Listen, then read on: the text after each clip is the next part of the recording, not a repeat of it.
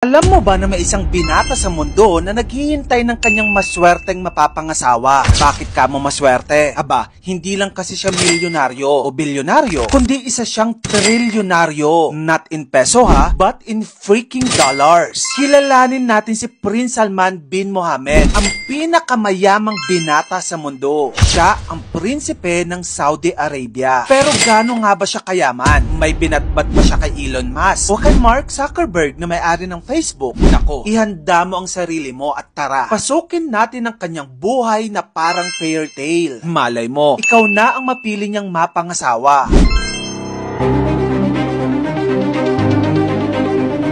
Si Prince Salman ay isa sa mga batang miyembro ng Saudi Royal Family. Siya ang anak ng Crown Prince Mohammed bin Salman, aka MBS. Para siyang tunay na Prince Charming, pero masasti kasi hindi lang castle ang meron siya, kundi meron siyang 20-20 mga mansyon, mga private jets, at literal na unlimited na yaman. Bilang bahagi ng pinakamayamang royal family sa mundo, exposed na siya sa mundo ng karangyaan mula pa pagkabata. Imaginein mo naman kasi, habang ang iba ay nagtitipid sa allowance, siya may sariling helipad at lit ng luxury cars. Kaya nga tinatawag siyang the trillionaire prince dahil yung kanyang kabuoang yaman, nako, umaabot ng $1 trillion.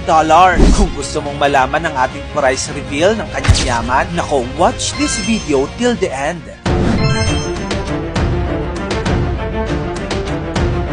Alamin natin ang trilyonaryong lifestyle ni Prince Salman. Magsimula tayo sa kanyang mga kotse. Sino ba naman kasi ang hindi mapapawaw sa koleksyon niya? Meron siyang Bugatti La Voiture Noire na isang one-of-a-kind na kotse na ang presyo, 930 million pesos. Hopo, halos 1 bilyon na yung isang kotse lamang. Nagmamay-ari rin siya ng Rolls-Royce, Ferrari at Lamborghini na parang regular lang na kotse niya. Ayon nga sa kanyang mga kasambahay, ginagawa na lamang daw ni Prince Salman na parang mga toy cars ang kanyang mga collections ng mga luxury at sports car. Next, pag-usapan naman natin ang kanyang mga mansyon and properties. Ang isa sa kanyang mga bahay ay ang Chateau Louis XIV na nasa bansang France. Nang presyo nito, 12 billion pesos. Grabe, mas maganda pa nga ito kaysa sa mga castle sa fairy tales. May sariling moat ito, fountains, at isang underglass swimming pool. Sa Saudi naman, may Al Yamama Palace siya, na sa loob nito, alam mo ba kung anong meron? Mayroong private zoo na naglalaman ng napakaraming mga exotic animals na sa Africa mo lang makikita. Meron din tong helipad at yung bilang ng kanyang mga kwarto, nako, daan-daan. How about his private jets and yacht? Nako, hindi lang isa ha, kundi maraming private jets ang gamit ni Prince Salman. Ang pinakamahal, ang kanyang Boeing 747 na parang mansyon na sa himpapawid. Ang Boeing 747 ang isa sa pinakamalaking commercial jet sa buong mundo. Pero para kay Prince Salman, ginawa niya itong parang mansyon sa langit. Sa interior nito ay merong spa, theater at conference room.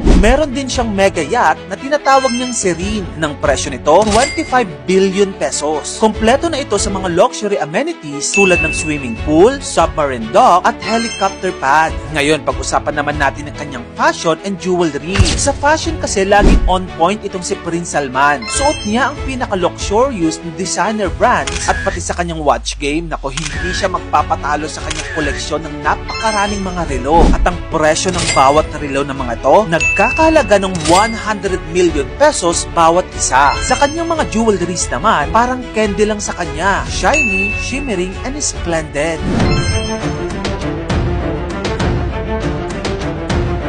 Hindi lang puro luho ang buhay niya. Bahagi rin si Prince Salman sa Vision 2030, isang grand plan para gawing modern at futuristic ang ekonomiya ng Saudi Arabia. Isa si Prince Salman sa mga nasa likod ng mga groundbreaking projects tulad ng Neom City, ang sci-fi inspired na smart city na may lumilipad na taxi, mga AI-controlled homes, at mga solar-powered skyscrapers. Astig, diba? Si Prince Salman din ang nasa utak behind the line in Saudi Arabia, isang conceptual linear smart city na hindi nakakalat sa napakalawak na lugar, kundi sa isang mahabang linya lang. At sa loob ng linya na ito, naglalaman ng isang buong syudad na kayang bumuhay ng 9 million citizens. And guess what? Kinoconstruct na ito ngayon. Isa ito sa pinaka-unique na konsepto sa kasaysayan ng ating sibilisasyon.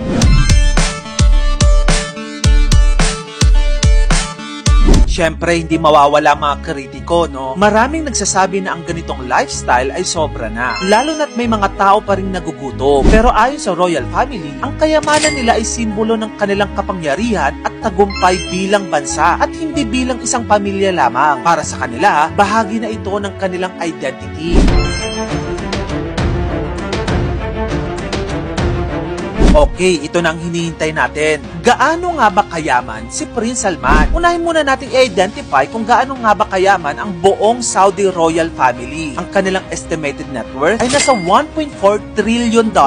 Opo, trillion ha, and in dollars. So sa 1.4 trillion na ito, magkano ang kay Prince Salman? Hingang malalim dahil nasa $200 billion o kung i-convert mo sa peso, 11.2 trillion pesos ang net worth niya sa kasalukuyan. Para lang ma-visualize mo kung gaano kalaki ito. Ang yaman ni Prince Salman ay mas malaki pa sa GDP ng maraming bansa tulad ng Greece o New Zealand. Opo, mas mayaman pa siya sa ibang bansa. Ibig sabihin, kung bet niya, kayang-kaya niyang bumili ng isang buong ekonomiya ng isang bansa. Ang buhay ni Prince Salman ay isang kwento ng kayamanan at kapangyarihan na parang galing sa fairy tale. Pero sa likod ng lahat ng ito, meron ding malaking responsibilidad bilang bahagi ng royal family. Ikaw, anong masasabi mo sa trillionaire lifestyle ni Prince Salman? Tara, pag-usapan natin sa comment section. Hanggang sa muli, maraming salamat sa panonood mga kamagkano.